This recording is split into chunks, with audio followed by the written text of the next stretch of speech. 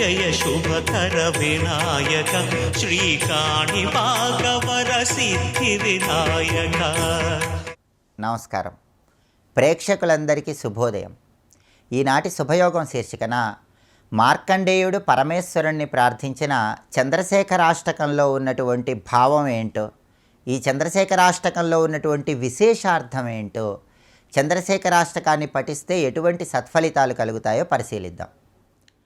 యమధర్మరాజు యమపాశము మార్కండేయుడి మెడలో వేసినప్పుడు ఉక్రోషంతో బాధతో మార్కండేయుడు పరమేశ్వరుణ్ణి ప్రార్థించిన స్తోత్రమే చంద్రశేఖరాష్టకం. అంటే మృత్యు గడియలు సమీపిస్తున్నప్పుడు మార్కండేయుడు పరమేశ్వరుణ్ణి ప్రార్థించిన స్తోత్రం కాబట్టి ఎవరైనా సరే చంద్రశేఖరాష్టకాన్ని అర్థం తెలుసుకుంటూ పఠించినట్లయితే అపమృత్యు దోషాలన్నీ తొలగింపజేసుకోవచ్చు, దీర్ఘాయుర్దాయాన్ని సిద్ధింపజేసుకోవచ్చు. చంద్రశేఖరాష్టకాన్ని ఎప్పుడు పఠిస్తున్నా సరే ముందుగా ఒక సంకల్పం చెప్పుకొని చంద్రశేఖరాష్టకం పఠిస్తే చంద్రశేఖరుడి సంపూర్ణమైన అనుగ్రహం వల్ల దీర్ఘాయుర్దాయాన్ని సిద్ధింపజేసుకోవచ్చు. ఆ సంకల్పం ఏంటంటే, శివేశాన మహాదేవ వామదేవ సదాశివ కల్పాయుర్దేహిమే పూర్ణం యావదాయుర్ అరోగతాం. ఇది సంకల్పం. దీనిలో ఉన్న అర్థం ఏంటంటే, శివేశాన మహాదేవ వామదేవ సదాశివ, పరమేశ్వరుణ్ణి అనేక రూపాలతో ప్రార్థిస్తున్నాను. కల్పాయుర్దేహిమే పూర్ణం, ఈ కల్పంలో నాకు సంపూర్ణమైనటువంటి ఆయుష్ కావాలి.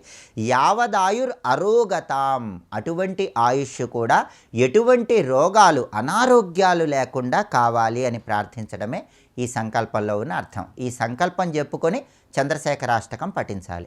చంద్రశేఖరాష్టకం మొట్టమొదటి శ్లోకంలో మార్కండేయుడు రత్నసాను శరాసనం రజతాద్రి శృంగనికేతనం సింజనీకృత పన్నగేశ్వర మచ్యుతానల సాయకం క్షిప్రదగ్ధ పురత్రయం త్రిదశాలయైరభివందితం చంద్రశేఖరమాశ్రయే మమ కిం కరిష్యతి వయ్యమా అంటూ పరమేశ్వరుణ్ణి కీర్తిస్తున్నాడు. ఈ శ్లోకంలో మార్కండేయుడు పరమేశ్వరుణ్ణి ఎలా ప్రార్థిస్తున్నాడంటే, క్షిప్రదగ్ధ పురత్రయం త్రిదశాలయైరభివందితం అని ప్రార్థిస్తున్నాడు. దీనిలో ఉండే భావాన్ని, అంతరార్థాన్ని రెండింటినీ తెలుసుకోవాలి.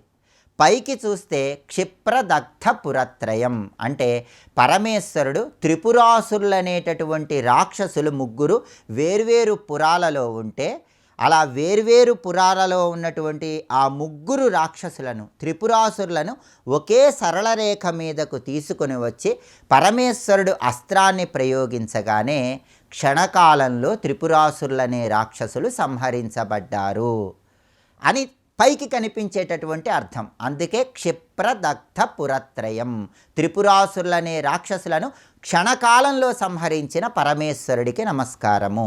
ఆ తర్వాత త్రిదశాలయైరభివందితం, ముల్లోకాలలో ఉండే దేవతలు నమస్కరించే పరమేశ్వరుడికి నేను కూడా నమస్కారం చేస్తున్నానని పైకి కనిపించే అర్థం. లోపల ఉన్న అంతరార్థాన్ని పరిశీలిస్తే యమధర్మరాజుకి భయం కలిగించే విధంగా మార్కండేయుడు పరమేశ్వరుణ్ణి ప్రార్థిస్తున్నాడు. అది లోతైన అర్థం. క్షిప్రదగ్ధ పురత్రయం, త్రిపురాసురులనే రాక్షసులని క్షణకాలంలో సంహరించినటువంటి అగ్ని బాణాన్ని నా తండ్రి పరమేశ్వరుడు ధరించి ఉన్నాడు. ఆ బాణం ఇంకా నా తండ్రి పరమేశ్వరుడి దగ్గరే ఉంది, జాగ్రత్త యమధర్మరాజా అని యమధర్మరాజును భయపెట్టే విధంగా పసిబాలుడైనటువంటి మార్కండేయుడు క్షిప్రదగ్ధ పురత్రయం అంటూ కీర్తిస్తున్నాడు. అయితే యమధర్మరాజు వాళ్ళు రాక్షసులు కాబట్టి పరమేశ్వరుడు వాళ్ళను సంహరించాడు. నేను భగవత్ స్వరూపాన్ని, ఇది నా విద్యుక్త ధర్మము, నన్ను పరమేశ్వరుడు ఎందుకు శిక్షిస్తాడు అని ఆలోచిస్తాడేమో అన్న భావం వచ్చి మార్కండేయుడు త్రిదశాలయైరభివందితం అంటున్నాడు. అంటే నీలాంటి దేవతా స్వరూపులందరూ కూడా ప్రతిరోజు కైలాసానికి వెళ్ళి నా తండ్రి పరమేశ్వరుడి దగ్గర నిలబడి నమస్కారం చేస్తూ ఉంటారు. దేవతలందరూ నా పరమేశ్వరుడు, నా తండ్రికి నమస్కారం చేస్తూ ఉంటారు. ఆ రాక్షసులను సంహరించిన బాణం నా తండ్రి పరమేశ్వరుడి దగ్గర ఇంకా ఉంది, జాగ్రత్త అని యమధర్మరాజును భయపెట్టే విధంగా మార్కండేయుడు చంద్రశేఖరాష్టకం చేస్తున్నాడు. అది దీనిలో ఉన్న విశేషార్థం. అందుకే చంద్రశేఖరమాశ్రయే మమ కిం కరిష్యతి వయ్యమా, ఆ చంద్రశేఖరుని నేను ఆశ్రయించాను. మమ కిం కరిష్యతి వయ్యమా, యమధర్మరాజా నువ్వు నన్నేం చేస్తావు అని ప్రార్థించడమే దీనిలో ఉన్నటువంటి విశేషార్థం. రేపటి శుభయోగం శీర్షికన మంగళవారం సందర్భంగా సుబ్రహ్మణ్య భుజంగ స్తోత్రంలో ఉన్నటువంటి అంతరార్థం ఏంటో పరిశీలిద్దాం. నమస్కారం.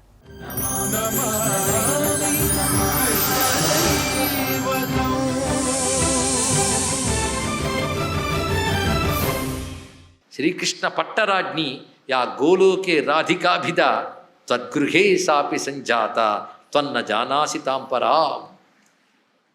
శ్రీకృష్ణు యొక్క పట్టపురాణి అయిన రాధాదేవి నీ ఇంట్లో పుట్టింది, ఆమె పరాశక్తి అని నీకు తెలియదు అన్నాడు. ఇక్కడ నాకు తెలిసింటే అలా ఆయన చెప్పాడు, నారదుడు అని అనలేదు. ఈయన ఇక్కడ ఋషి చెప్పినప్పుడు వినాల్సిందంతే.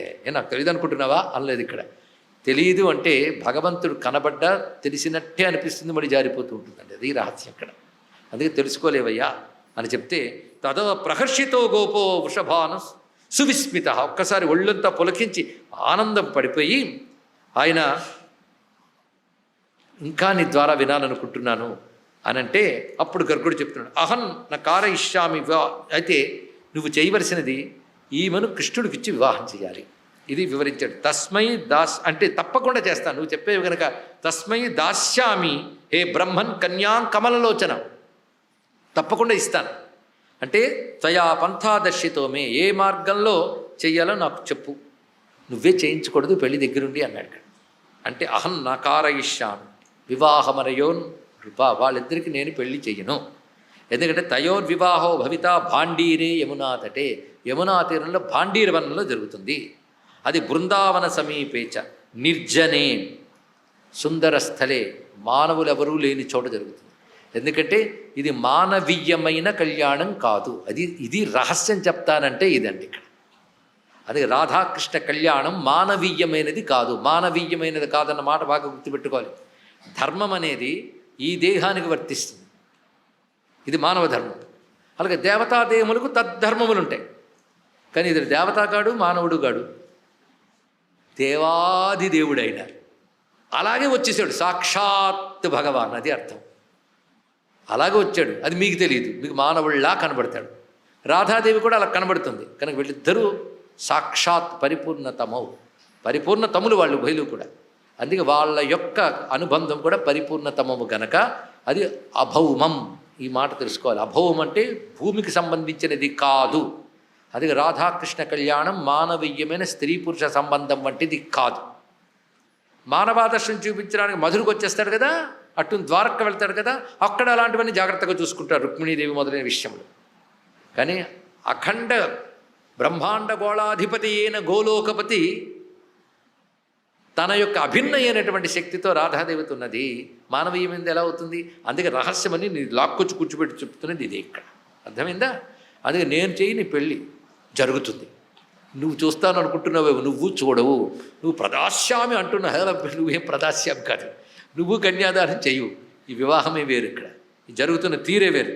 తయోర్వివాహో భవిత భాండీరే యమునా తటే బృందావన సమీపేచ నిర్జనే సుందరస్థలే పరమిష్ఠి సమాగత్య వివాహం కారయిష్యతి. ఆ పెళ్ళి ఎవడు చేస్తాడో తెలుసా? సాక్షాత్ పరమిష్ఠి వచ్చి చేస్తాడు. పరమిష్ఠి అంటే బ్రహ్మదేవుడు. బ్రహ్మదేవుడు వచ్చి చేస్తాడు. అందుకే తస్మాత్ రాధాం గోపవరాం విద్యర్థాంగీవరస్య చ, నారాయణుని యొక్క అర్ధాంగియే అని తెలుసుకో నువ్వు.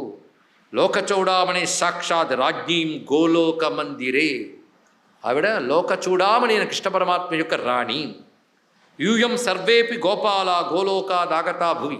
మీకింత భాగ్యం పుట్టిందంటే ఓ అనుకుంటున్నారేమో. గోలోకం నుంచి వచ్చిన మహాత్ములు మీరందరూ కూడా ఆ గోలోకం నుంచి పంపబడ్డవారే గనక. తథా గోపీగణ గావో గోలోకే రాధికేచ్ఛయ. ఇంత గోకులము దిగడానికి కారణము ఆ తల్లి యొక్క ఇచ్ఛ వల్ల జరుగుతుంది. కేవలం ఆయన వల్ల అయితే వచ్చేది కాదు. ఆయన నువ్వు వెళ్తే నేను ఊరుకోను అంటే నువ్వు రా అన్నాడు. అయితే రా అన్నాడు ఆయన. అయితే బృందావనం లేకపోతే రానంది. అందుకు మీరు అందరూ దిగారు. కనుక రాధికా ఇచ్ఛయ, ఆ తల్లి ఇచ్ఛ చేతనే మీరు అందరూ దిగి వచ్చారు సుమా అంటూ ఆనందపురసరి అంటున్నాడు. యద్దర్శనం దుర్లభమేవ దుర్ఘటం దేవైశ్చ యజ్ఞైర్న చ జన్మభిక్కిము స్వవిగ్రహాం తాం తవ మందిరాజిరే లక్ష్యంతి గుప్తాం బహుగోప గోపికా. ఇంతమంది గోపగోపికలు మిమ్మల్ని అనుగ్రహించడానికై నీ మందిరంలో పుట్టిందయ్యా ఆ తల్లి అని చెప్తే ఒక్కసారి ఆశ్చర్యపోయి, రాధాకృష్ణుల ప్రభావం నాకు వినాలనున్నది, వివరిస్తావా అంటే, రాధా శబ్దస్య హే బ్రహ్మన్ వ్యాఖ్యానం వద తత్వతః. నాకు రాధా శబ్దానికి వ్యాఖ్యానం చెయ్యి. మరి ఇద్దరు ఒకటైనప్పుడు కృష్ణుడికి అంత వ్యాఖ్యానం చేశారే, రాధానామానికి మాత్రం వ్యాఖ్యానం చేయరా? చేస్తానన్నాడు.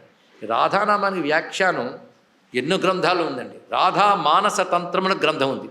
ఒకప్పుడు రాధాదేవిని పూజించాలనిపించింది కృష్ణుడికి. ఇది ఒక రహస్యమైన విషయం. కృష్ణుడు కనిపించింది. అవును అనిపిస్తుంది. పూజించడం అని అర్థం నువ్వు ఎక్కువ నేను తక్కువ అనడం కాదు, నువ్వు నేను ఒకటే అనడమే. ఇది పూజ యొక్క అసలు అర్థం. సోహంభావేన పూజ ఎత్తి అంటున్నాం కదండి ఇక్కడ. ఆ మాత్రం ఆలోచించినా తెలిసిపోతుంది. అయితే ఆవిడ లక్షణం ఏంటంటే ఈయన్నే పూజించిన ఆవిడ పని, ఆయన లక్షణం ఏంటంటే ఈవిడిని పూజించిన ఆయన పని. ఇది కృష్ణేన ఆరాధ్యతే ఇతి రాధ, కృష్ణం ఆరాధయతి ఇతి రాధ అన్నారు ఇక్కడ. కృష్ణుని చేత ఆరాధింపబడుతుంది, కృష్ణుని ఆరాధిస్తున్నది. మొత్తానికి ఆరాధన కళయే రాధ, ఆరాధన కళయే రాధ. ఈ మాట ఆలోచించుకోండి. ఆరాధన అనేది ఒక కళ అండి. ఆరాధన అంటే పూజించడమా, కీర్తించడమా, జపించడమా, ధ్యానించడమా, అన్నీ కలిపి ఆరాధన. భగవంతుని అనుభూతిని పొందే కళ ఆరాధన. భగవద్ అనుభూతిని పొందే ఒకానొక కళ, ఒకానొక విద్య, ఒకానొక యోగం, ఒకానొక మార్గం. అదే రాధ అంటే మరొకటి ఇంకేమీ కాదు. అందుకే ఆ రాధ అనుసంధానం, పరమాత్మతో అనుసంధానం అయ్యే శక్తి ఆ తల్లి. అనుసంధానమై చేసే శక్తే కాదు, అనుసంధానమై ఉన్న శక్తి. అది రాధానామంలో ఉన్న గొప్ప విశేషమయ్యా. అందుకే ఆయన పూజించాలనుకున్నట్టు ఒకసారి దానికి అలా ఆలోచించాడు. ఒక తిథి చూసుకున్నాడు. నేను ఇవాళ పూజిస్తున్నాను, ఎందుకంటే నేనేం చేస్తే మీరంతా చెయ్యాలి కనుక. రాధాదేవి నాకు కూడా పూజ్యురాలు. నన్నందరూ పూజ్యుడు అంటారే, నా చేత పూజింపబడేది ఇంకా ఎంత పూజ్య తమురాలో చూడండి. అంతేకాదు, ఒక్క మాట, సకల్లో ఒక పూజ్యుడిని నేను దొరకాలి అంటే ఈమెను పూజించకుండా నేను దొరకను.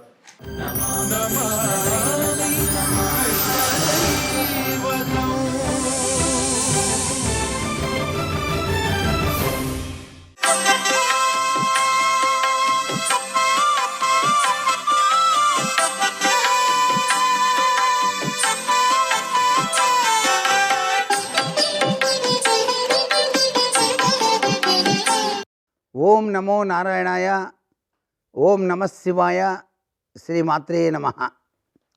ఈరోజు చైత్ర శుద్ధ ద్వాదశి.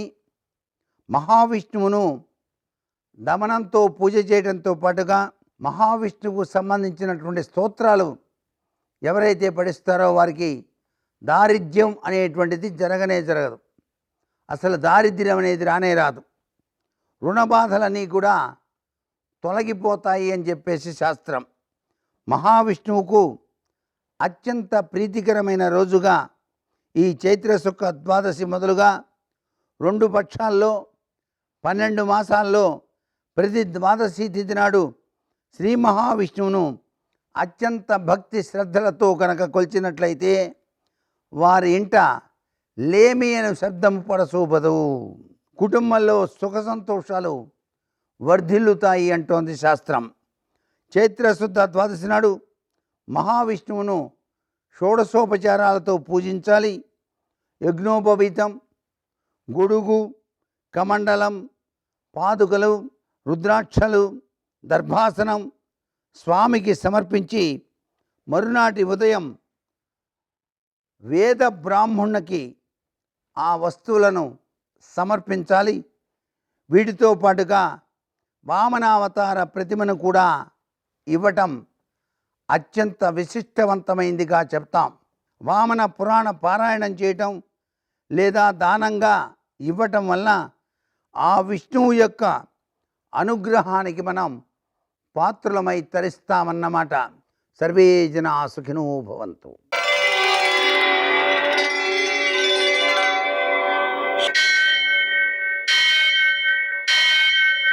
सहस्रशीर्षं देवं विश्वाक्षं विश्वशम्भुवं विश्वं नारायणं देवमक्षरं परमं पदं विश्वतः परमां नित्यं विश्वं नारायणगुं हरिं विश्वमेवेदं पुरुषस्तद्विश्वमुपजीवति पतिं विश्वस्यात्मेश्वरगुं शाश्वतगुं शिवमच्युतं नारायणं महाज्ञेयं विश्वात्मानं परायणम् सूर्यशौर्यमथेन्दुरिन्द्रपदवी सन्मङ्गलं मङ्गलम् మృత్యుంజయాయ రుద్రాయ నీలకంఠాయ శంభవే అమృతేశాయ శర్వాయ మహాదేవాయ తే నమః. నేటి కాలమాన విశేషాలను గమనిద్దాం. స్వస్తిశ్రీ చాంద్రమాన పరాభవనామ సంవత్సరం ఉత్తరాయణం వసంత ఋతువు చైత్రమాసం శుక్లపక్షం సోమవారం. సూర్యోదయం 6 గంటలకి, సూర్యాస్తమయం 6 గంటల 14 నిమిషాలకి. తిథి ద్వాదశి ఉదయం 7 గంటల 10 నిమిషాల వరకు. నక్షత్రం మఘ మధ్యాహ్నం 2 గంటల 45 నిమిషాల వరకు. వర్జం రాత్రి 10 గంటల 59 నిమిషాల నుంచి 12 గంటల 37 నిమిషాల వరకు.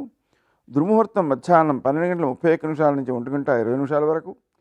మరల మధ్యాహ్నం 2 గంటల 58 నిమిషాల నుంచి 3 గంటల 47 నిమిషాల వరకు. అమృతకాలం మధ్యాహ్నం 12 గంటల 23 నిమిషాల నుంచి 2 గంటల వరకు. రాహుకాలం సోమవారం కాబట్టి ఉదయం 7:30 నుంచి 9 గంటల వరకు. అష్టకౌరిక రీత్యా శుభప్రదమైన సమయం ఉదయం 11 గంటలకి. నేటి విశేషం సోమవారం ద్వాదశి సందర్భంగా కొన్ని జాగ్రత్తలు తీసుకోవాలి. సోమవారం కాబట్టి మనం శివుణ్ణి శ్వేతాక్షతలతో పూజించుకోవడం మంచిది. అలాగనే ద్వాదశి ఉదయం 7 గంటల 10 నిమిషాల వరకే ఉంది. నిన్న ఏకాదశి ఉపవాసం ఉన్నటువంటి వారు ఈ రోజున ఉదయం 7 గంటల 10 నిమిషాల లోపులోనే పారణ చేయాలి. ఆ పారణ చేయడానికి మనకు ఉసిరి పచ్చడి కానీ లేదా ఉసిరి పదార్థం ఏదైనా సరే కలుపుకొని ఆహారంలో తీసుకోవాలి. అయితే ఈ పారణ చేయడానికి ముందే మనం పూజ చేసుకోవాలి. విష్ణు సహస్రం పారాయణ చేసుకోవడం అలవాటు ఉంటుంది.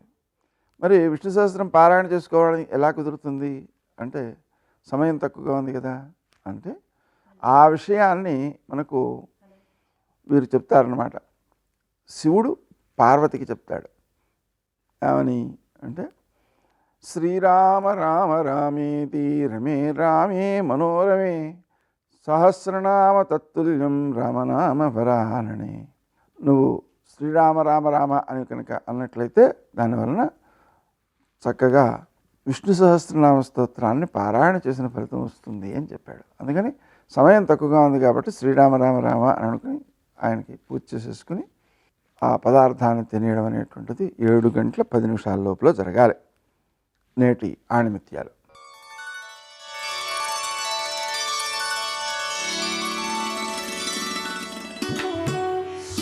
సరళమైన స్వభావం అందమైన ఆభరణం.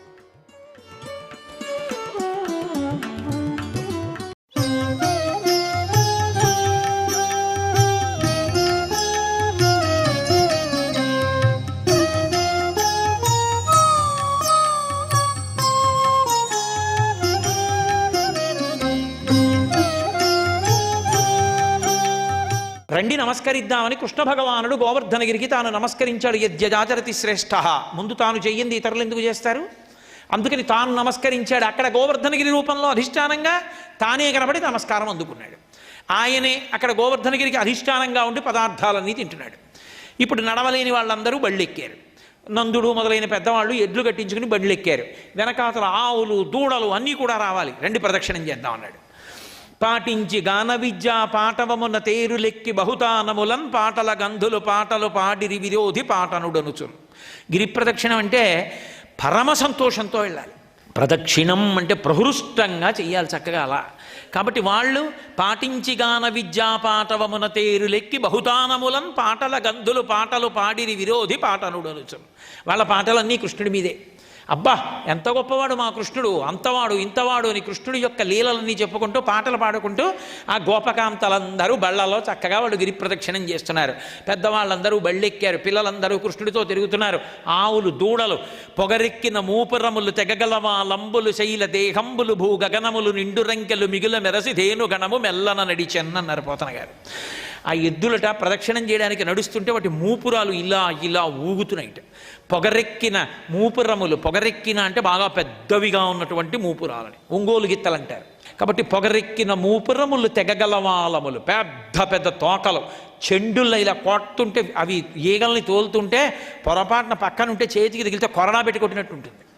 అంత బలంగా ఉండి ఆ తోకలు ఊపుకుంటూ తెగగలవాలములు శైలదేహంబులు, పర్వతాలు నడుస్తున్నాయా పర్వతం చుట్టూ అన్నట్టుగా అంతంత పెద్ద పెద్ద ఎద్దులు ఆవులు. ఆవు పుష్టిగా చక్కగా గుండ్రంగా ఉండాలి కాబట్టి తెగగలవాలములు శైలదేహములు భూగగనములు నిండు రంకెలు. అవి మోరలెత్తి అంబా అని అరుస్తుంటే అదే లక్ష్మి. ఎక్కడ అంబా అన్న రవం వినపడుతుందో అక్కడ లక్ష్మీదేవి ఉంటుంది.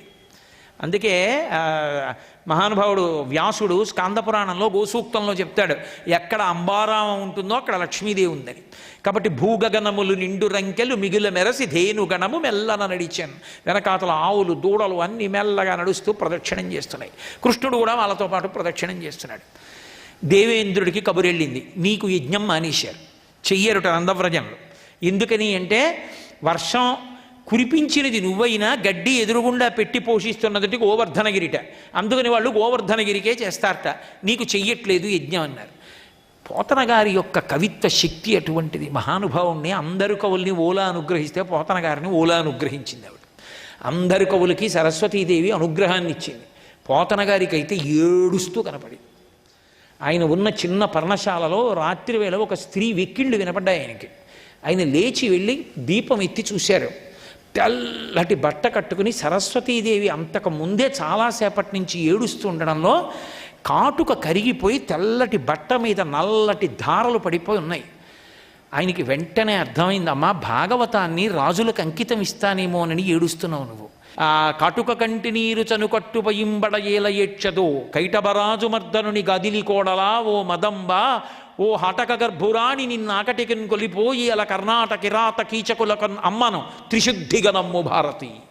అమ్మా నిన్ను తీసుకెళ్ళి అమ్మేస్తాననుకుంటున్నావా? ఇవ్వనమ్మా రాజులకు అంకితం, నన్ను నమ్మమ్మా, త్రిశుద్ధిగా నమ్ము అని నమస్కరించారు పోతన గారు. పోతన గారి చేత రచింపబడిన భాగవతం రాజులకు అంకితమైపోతుందేమో అని సరస్వతీదేవి ఏడిచిందంటే పోతన గారి కవిత్వ శక్తి ఏమిటో అర్థం చేసుకోవచ్చు. మహానుభావుడు ఋషి, ఆయన తెలుగు కవి అని చెప్పుకోవడానికి మనందరం పరవశించిపోవాలి. నిజంగా రోజూ నమస్కారం చేయాలి పోతన గారికి, అంతటి మహానుభావుడు. కాబట్టి ఆయనకి పద్యాలు అలా పడ్డాయి. ఆయన తలుచుకుంటే జోలపాటలా వస్తుంది పద్యం. జోజో నలినదల్లి క్షణ జోజో మృగరాజ మధ్య జోజో కృష్ణ జోజో పల్లవకర పద జోజో పూర్ణిందు వదన జోజో ఎనచున్ అని పడుతుంది. గజేంద్రమోక్షణ ఘట్టంలో లక్ష్మీదేవి విష్ణుమూర్తిని అనుసరించి పరిగెడుతున్నప్పుడు ఆయన కాళ్ళల్లో ఆవిడ కాళ్ళు పడి ఆవిడ తడబడిపోయినప్పుడు అడిగెదనని కడుబడి జను అడిగిన తన మగడు నడువడ నిన్నటయ్య డగున్ వెడబెడ్డ సిడిముడి దడబడ నడుగిడు నడుగిడ్డదు జడిమ నడుగిడు నెడలన్ అని పద్యంలో తడబాటు డకారం ఎక్కువ పడాలన్నా పోతన గారికి పడుతుంది. అదే పోతన గారికి పరమ లాలిత్యంతో తేలికగా పడాలంటే చేతులారంగ శివుని పూజింపడే ని నోరు నొవ్వంగ హరికీర్తి నుడువడే ని దయ్యు సత్యంబులోనుగా తలపడే ని కలుగ నీటికి తల్లుల కడుపు చేటు అని పడుతుంది. ఆగ్రహించినటువంటి దేవేంద్రుడు నాకు యజ్ఞం మానేసి వెళ్ళి ఒక గోవర్ధనగిరికి చేస్తారా అని కోపం వస్తే పెద్ద సమాసాలు పడాలంటే అలాగే పడుతుంది. పెరుగుల్ నేతులు త్రావి క్రొవ్వి భువి నాభీరుల్ మదాభీరులై గిరిసంఘాత కఠోరపత్రదలన క్రీడా సమారంభ దుర్భరదంభోళిధరున్ పురంధరుననున్ పాటించి పూజింపక గిరికిన్ పూజలు చేసిపోగిరిదిపో కృష్ణుండు ప్రేరేపగన్. వాళ్ళు బాగా పెరుగు నెయ్యి తాగి కొవ్వారు. కొవ్వు అందులో కదా ఉంటుంది, అప్పుడే చెప్పారు ఇందులో ఏముంటుందో భాగవతం.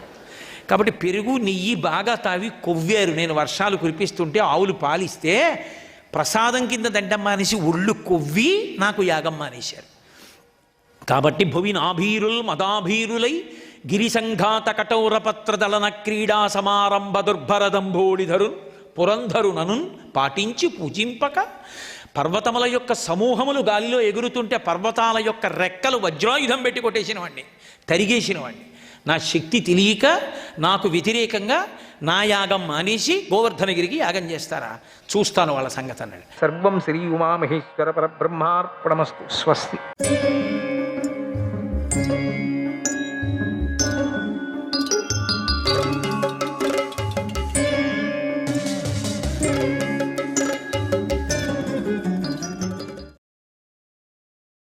పరమాత్ముడు ఎంతోమందిని పుట్టించాడు. అప్పుడు దేవుడిని తిట్టుకోవద్దు. దేవుడిని ఏం దేవుడు లేదా, ముక్కులు లేవా, ఏం పుట్టించాడు అనకూడదు.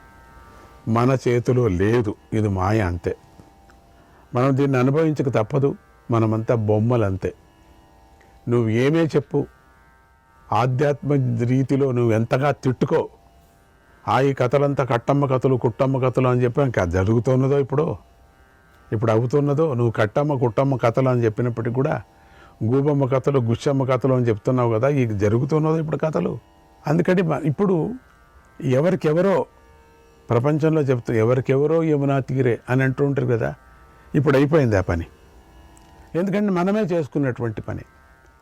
ఇన్ని సుఖశాంతులు కావాలని చేసుకున్నాం కాబట్టి ఈ సుఖశాంతుల్లో ఏదో ఒకటి మనకు అపాయం తప్పదు కదా.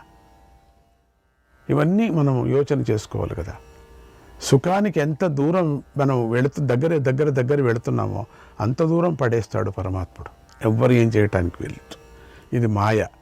నువ్వు ఎంతైనా తిట్టుకో, ఆధ్యాత్మికంగా మహాత్ములను తిట్టుకో, గురువు గారిని తిట్టుకో, దేవుణ్ణి తిట్టుకో, అది జరిగేది. అది జ్ఞాపకం పెట్టుకోండి. చంద్రుడు, ఇంద్రుడు, వరుణుడు, కుబేరుడు, సాధ్యులు, రుద్రులు, వసువులు, అశ్వినీ దేవతలు అందరూ సత్యలోకానికి వెళ్ళి బ్రహ్మదేవుణ్ణి ఇలా ప్రార్థించారు. ఓ దేవా, భూలోకంలో మనుష్యులు పెరిగిపోతున్నారు. ఎందుకంటే యమధర్మరాయ పని లేదు కదా, ఆయనకు వేరే పని అప్పచెప్పుకున్నారు కదా. తనకు తానే పెద్ద యజ్ఞ పశువును బతికించటానికి అక్కడే ఉన్నాడు. ఎన్నో ఏండ్లగా జరుగుతున్నది అది. అక్కడ పనే లేదు. అక్కడ పెట్టినటువంటి తపెళ్ళు, అక్కడ పెట్టినటువంటి పెద్ద పెనాలు అట్లనే ఉన్నాయి అన్నీ కూడా. నూనె ఎంత కొత్త ఉంటుంది, దాంట్లో వేయాలి కదా మనుషుల్ని, పాపం చేసిన వాళ్ళను. ఏది అంత ఖాళీ. అక్కడుండే యమదూతలకు అంతా ఖాళీ. అంత బోరు కొడుతుంది. పని లేకపోతే వాళ్ళకి బోరు కొడుతుంది. ఎందుకంటే వాళ్ళు తినటం కానీ లేక వాళ్ళు తాగటం కానీ ఏమీ లేదు వాళ్ళలో. అందుకని వాళ్ళకి బోరు కొడుతున్నది. వాళ్ళ పనే వాళ్ళకే తినటం, తాగటం. వాళ్ళు జనం ఎంతగా ఆనందంగా ఏడిస్తే అంత ఆనందం, అదే వాళ్ళు తినేది. జనం ఎంతగా మొత్తుకుంటారో వాతలు పెట్టేటప్పుడు అదే ఆనందం. ఎంత ఆనందంగా మొత్తుకుంటారో వాళ్ళు లబో దిబోని, వాళ్ళకి ఎంత ఆనందం. వీళ్ళందరికీ బోరు కొట్టిపోయింది. ఎవరు చావటం లేదు. ఎందుకంటే మా మహాప్రభు యజమాని గారు ఏదో యజ్ఞంలో ఉండిపోయారు. మాకెంతో భయంగా ఉంది, మనుషులంతా పెరిగిపోతున్నారు అని వీళ్ళంతా ప్రార్థన చేస్తున్నారు. బ్రహ్మ దగ్గరికి వెళ్ళి ఏం జరుగుతుందని మేము బాధపడుతున్నామో, ఈ ఉపద్రవాన్ని నివారించు, మాకు మేలు చేకూర్చు అని వేడుకున్నారు దేవతలందరూ కూడా. బ్రహ్మదేవుడు చెప్తున్నాడు, దేవతలారా, మీరు అమరులు, మీకు మరణమే లేదు. అందుచేత మనుష్యుల వల్ల మీకు భయం ఎందుకు వస్తుంది? భయం అనే మాటే మీకు తెలియదు. ఎందుకంటే వాళ్ళు ఏమైనా అట్లే ఉండిపోయి ఏమైనా అవుతారేమో అని వీళ్ళకి భయం. మీరు భయం అనేటువంటి మీకు మాటే తెలియదు కదా, మీకు లేదు కదా, ఎందుకు భయపడుతున్నారు?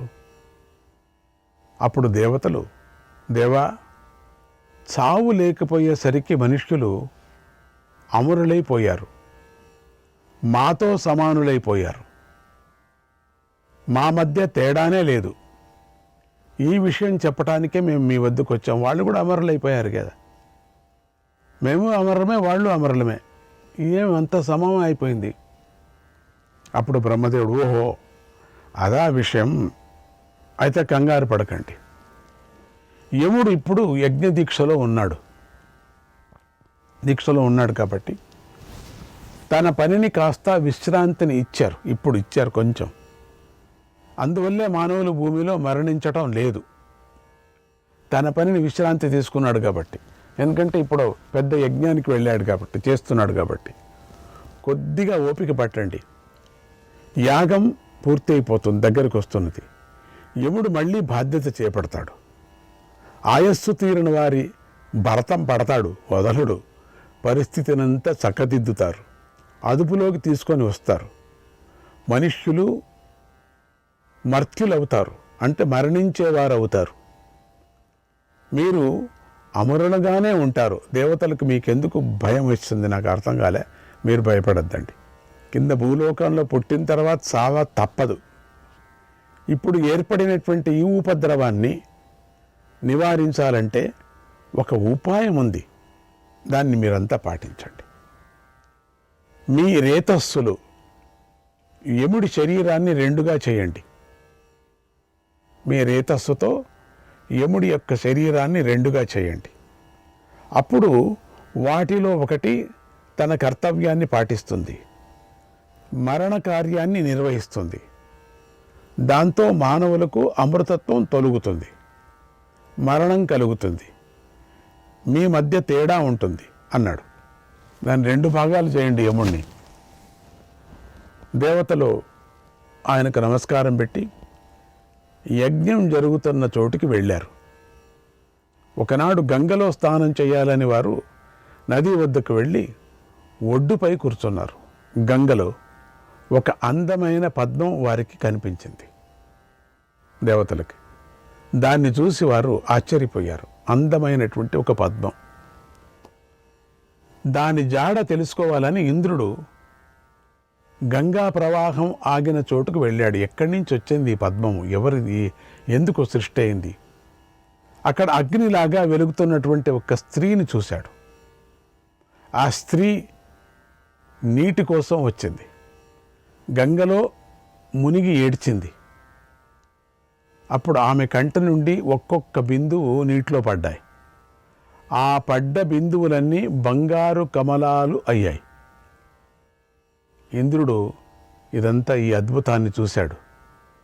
ఆమె వద్దకు వెళ్ళి నమస్కారం పెడుతూ, కళ్యాణి, నువ్వెవరు, ఎందుకు ఏడుస్తున్నావు, నీ కథ వినాలని ఉంది, నిజం చెప్పు అని అడిగాడు. ఆ స్త్రీ ఇలా అంది, ఓ ఇంద్ర, నేను దురదృష్టవంతురాలను. నా వెంటరా, నేనెవరినో నీకే తెలుస్తుంది.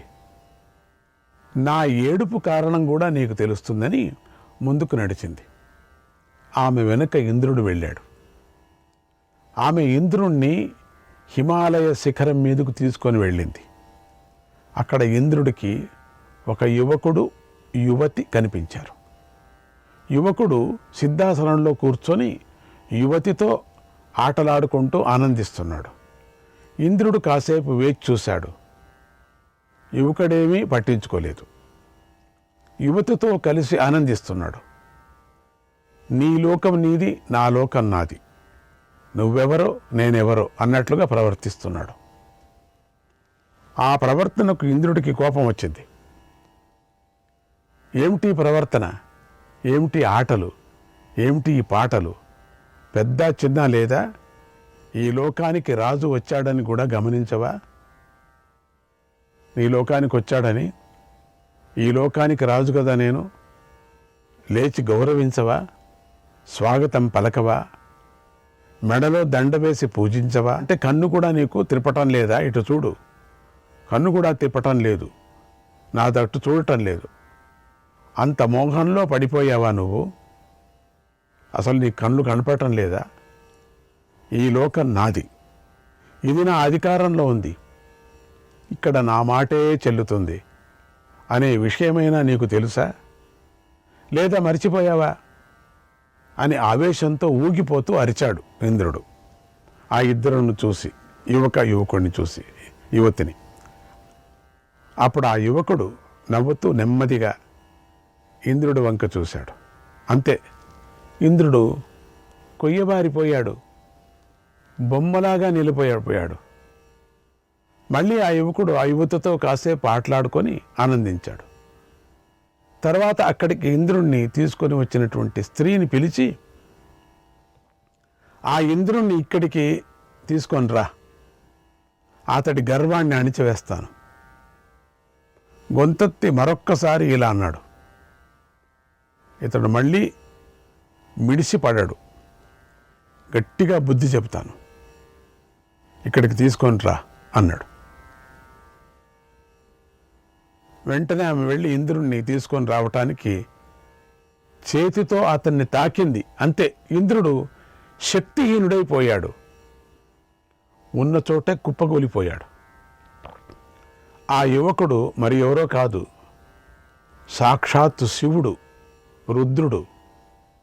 ఆయన ఇంద్రుణ్ణి చూసి, ఇంద్రా, ఇంకెప్పుడు ఇలా గర్వించకు. నీకు బలపరాక్రమాలు ఉన్నాయని అనుకుంటున్నావు కదా, ఇప్పుడు ఈ గుహకు అడ్డంగా ఉన్న బండను తొలగించి లోపలికి వెళ్ళు. అక్కడ నీలాగా ఎంతోమంది ఇంద్రులు ఉన్నారు, వారిని చూడన్నాడు. ఇంద్రుడు బండ తొలగించి లోపలికి వెళ్ళాడు. అక్కడ చూశాడు, తనలాగే ఉన్నటువంటి 4 ఇంద్రులను చూశాడు. నాకు కూడా వీరికి కలిగినటువంటి స్థితే కలిగింది అని భావించాడు. రుద్రుడు కోపంగా, ఇంద్ర, నువ్వు మూర్ఖుడివై నన్ను అవమానించావు కనుక నువ్వు కూడా ఈ గుహలోనే ఉండిపో అన్నాడు. ఆ మాటలు విని బలహీనుడై ఉన్నటువంటి ఇంద్రుడు గాలికి ఊగిలాడుతున్నటువంటి రావ్యాకులాగా వణికిపోయాడు. చేతులు జోడించి, దేవా, నువ్వు బహురూపాలు ధరించేవాడువు, ఉగ్రుడవు, ఈ లోకానికే ఆది పురుషుడు, అనుగ్రహించు అని ప్రార్థించాడు. రుద్రుడు నవ్వి, నీ వంటి స్వభావం గలవారిని అనుగ్రహించకూడదు. పూర్వం నీలాగే ఈ ఇంద్రులు కూడా ప్రవర్తించారు, గర్వించారు. అందుకు ఫలంగా గుహలో నివసిస్తున్నారు. ఇప్పుడు నువ్వు కూడా గుహలోకి ప్రవేశించి హాయిగా పడుకో.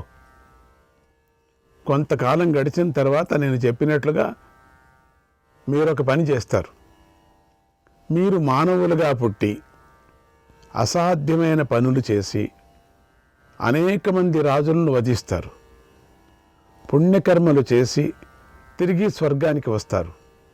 నేను చెప్పిన పనులే కాకుండా ఇంకా ఎన్నో ప్రయోజనం కలిగించేటువంటి పనులు కూడా మీరు చేస్తారు అన్నాడు. అప్పుడు ఆ 4 ఇంద్రులు, దేవా, మేము నీ ఆజ్ఞను పాటిస్తాం. ఈ దేవలోకాన్ని విడిచి మనుష్యలోకానికి వెళతాం. అక్కడ దుర్లభమైన మోక్షాన్ని సాధిస్తాం. అయితే యముడు, వాయువు, ఇంద్రుడు, అశ్విని దేవతల వల్ల జన్మించే అవకాశాన్ని మాకు కలిగించండి. మేము దివ్యాస్త్రాలను ప్రయోగించి మనుష్య వీరులతో పోరాడుతాం. తిరిగి ఇంద్రలోకానికి వస్తామన్నారు.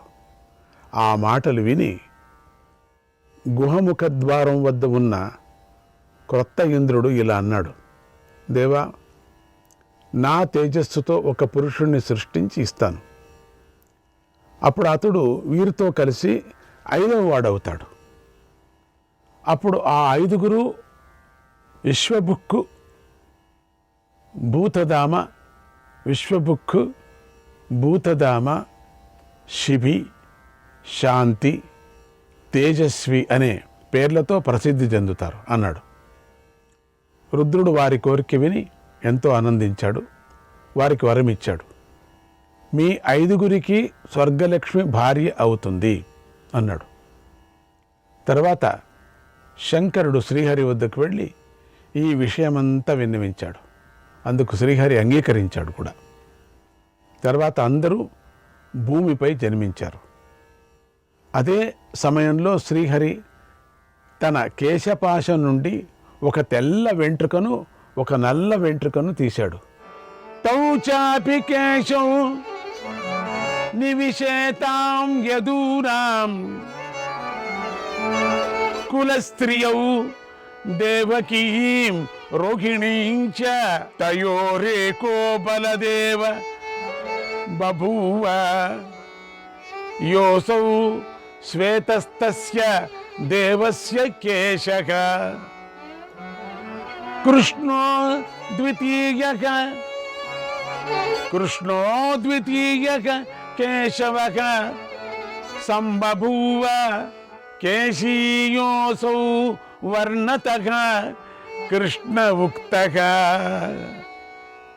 ఆ 2 వెంట్రుకలు యదువంశ స్త్రీలైన దేవకీ రోహిణుల గర్భంలో ప్రవేశించాయి. దేవకీ రోహిణుల గర్భంలో, దేవకీ రోహిణుల గర్భంలో ప్రవేశించాయి. తెల్లటి కేశం బలరాముడయింది, నల్లటి కేశం శ్రీకృష్ణుడయింది. ఆ విష్ణుమూర్తి నుంచి బయలుదేరినటువంటిది.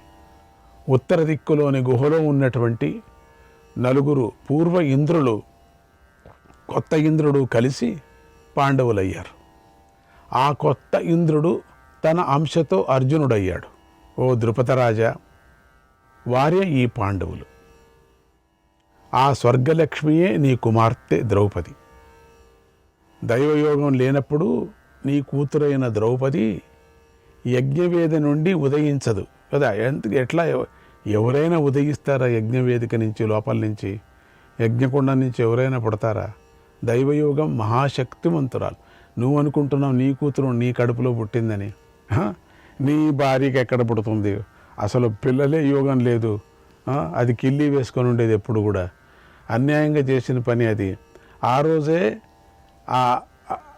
ఆ పండితుడు ఇచ్చినటువంటి, ఆ యాజుడు ఇచ్చినటువంటి ప్రసాదాన్ని తింటుంటే ఇదంతా జరిగేదే కాదు. ఆవిడ తినలే, నేను కిల్లి వేసుకున్నాను, తర్వాత తింటా, నేను సుగంధ ద్రవ్యాలు పూసుకున్నాను అనేది. అందుకని కోపం చేంజ్ చేశాడు, సోమకుండంలో వేశాడు. హోమకుండం నుంచి పుట్టినటువంటిది. దైవయోగం ఉంది కనుకనే ఉదయించింది, అక్కడి నుంచి ఉదయించింది.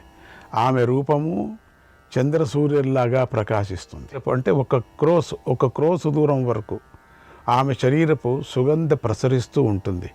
మనుషులకి ఎవరికైనా వస్తుందా? అది దుర్గంధం వస్తుంది అంతే. నేను నీకు దివ్య దృష్టిని ప్రసాదిస్తున్నాను. ఈ దివ్య దృష్టితో ఆ కుంతీపుత్రుల పూర్వజన్మ దివ్య శరీరాలను చూడు అని వ్యాస మహర్షి ద్రుపదుడికి దివ్య దృష్టిని ఇచ్చాడు. ద్రుపదులు పాండవుల పూర్వజన్మలోని ఒక్క పర్యం దివ్య శరీరాలను చూశాడు. వారు బంగారు కిరీటాలు పెట్టుకొని ఉన్నారు, బంగారు మాలలు ధరించి ఉన్నారు, అగ్ని, సూర్యుడు మొదలైన దేవతల కాంతి కలిగి ఉన్నారు, యువకులుగా ఉన్నారు, విశాలమైన వక్షస్థలాలను కలిగి ఉన్నారు, నిర్మలమైన వస్త్రాలు ధరించున్నారు, ఉత్తమ గంధాలను పూసుకొని ఉన్నారు, అందమైన మాలను ధరించి ఉన్నారు. మహాదేవ, వసు, రుద్ర, ఆదిత్య గణాలుగా ప్రకాశిస్తున్నారు. ద్రుపదుడు 4 పాండవుల పూర్వరూపాలను చూశాడు. ఇంద్రపుత్రుడైనటువంటి అర్జునుడి రూపాన్ని కూడా చూశాడు. ఊహకందని ఆ మాయను చూసి ఎంతో ఆశ్చర్యపోయాడు ద్రుపదుడు. నిజంగా వాడికి దొరికేదా ఈ భాగ్యం? ఎంతో సంతోషించాడు. పాండవులకు ద్రౌపది భార్య కావటానికి అన్ని విధాల యోగ్యురాలు అని భావించాడు. తక్షణమే వ్యాసుడి పాదాలు తాకి సాష్టాంగ నమస్కారం చేసి, మహర్షి, ఇంతటి శక్తి మీ కుండటంలో ఆశ్చర్యం లేదు. అంత శక్తి, మీరు అమోఘ తపశ్శక్తి సంపన్నులు. మీ శక్తి నాకెంతో సంతోషాన్ని కలిగిస్తుంది అన్నాడు. వ్యాస మహర్షి సంతోషించి ఇలా అన్నాడు, ఇంకొక కథ కూడా ఉంది, విను. ఇక్కడికే నేను వదలను, ఇంకో కథను చెప్తాను, కూర్చో. ఒకానొక తపోవనంలో ఒక ఋషికి ఒక కూతురు ఉండేది. ఆమె ఎంతో అందగత్తె. అయినా ఆ అందగత్తెకు పెళ్లి కొడుకు లభించలేదు. ఎంతకాలమైనా ఆ అమ్మాయికి పెళ్లి కుదరలేదు. ఇక లాభం లేదని శివుడి గూర్చి తపస్సు చేసింది. శివుడు సంతోషించి ప్రత్యక్షమై వరం కోరుకోమన్నాడు. ఆమె పతి కావాలి అని మళ్ళీ 5 సార్లు పతి కావాలి, పతి కావాలి, పతి కావాలి, పతి కావాలి, పతి కావాలి. అప్పుడు శంకరుడు తథాస్తు, తథాస్తు, తథాస్తు, తథాస్తు, తథాస్తు. పంచతే పతయో భద్రే భవిష్యంతీతి శంకరః. శ్రీకృష్ణాయ పరమాత్మనే నమః.